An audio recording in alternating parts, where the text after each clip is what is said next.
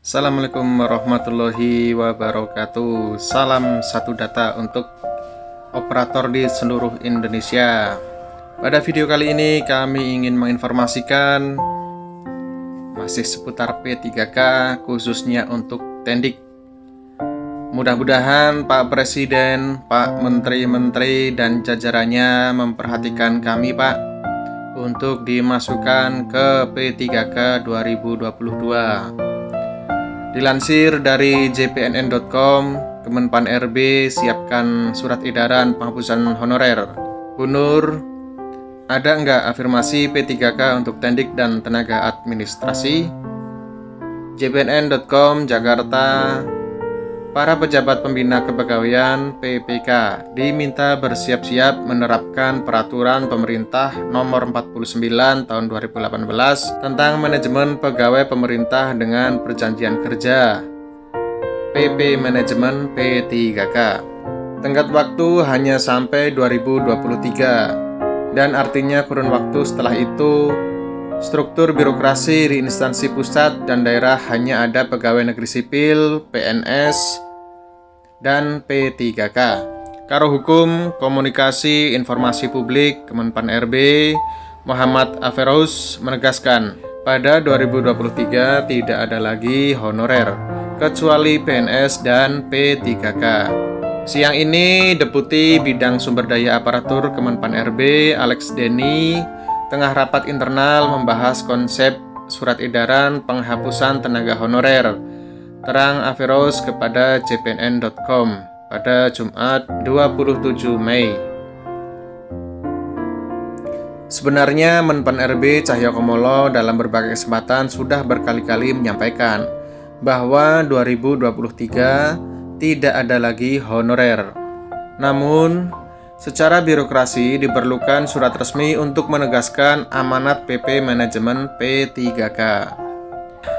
Isi surat edaran berupa penegasan kepada kementerian, lembaga, Pemda untuk menyelesaikan pegawai non-PNS dan atau non-P3K di tahun 2023, ujarnya. Melalui diterbitkannya SE dalam waktu dekat ini, Aferous meminta para PPK baik instansi pusat dan daerah untuk melaksanakan amanat PP Manajemen P3K. Kemenpan RB juga berharap pada PPK melakukan langkah strategis dalam penyelesaiannya di instansi masing-masing. Pemerintah tahun ini fokus membuka rekrutmen P3K.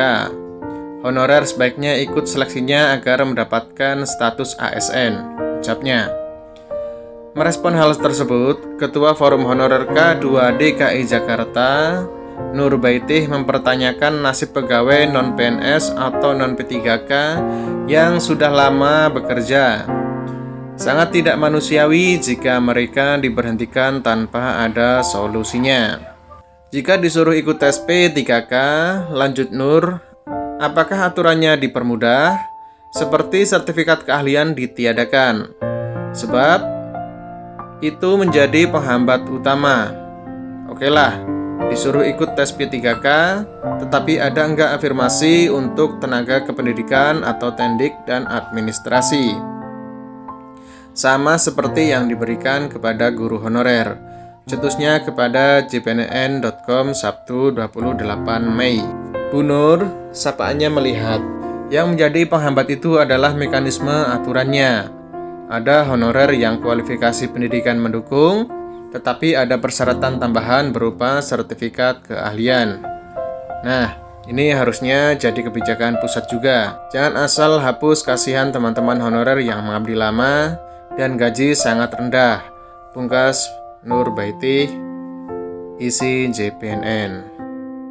Dengan adanya kebijakan P3K pada tahun 2022 ini, khususnya tendik dan administrasi sangat mengharapkan agar bisa ikut seleksi P3K tahun ini.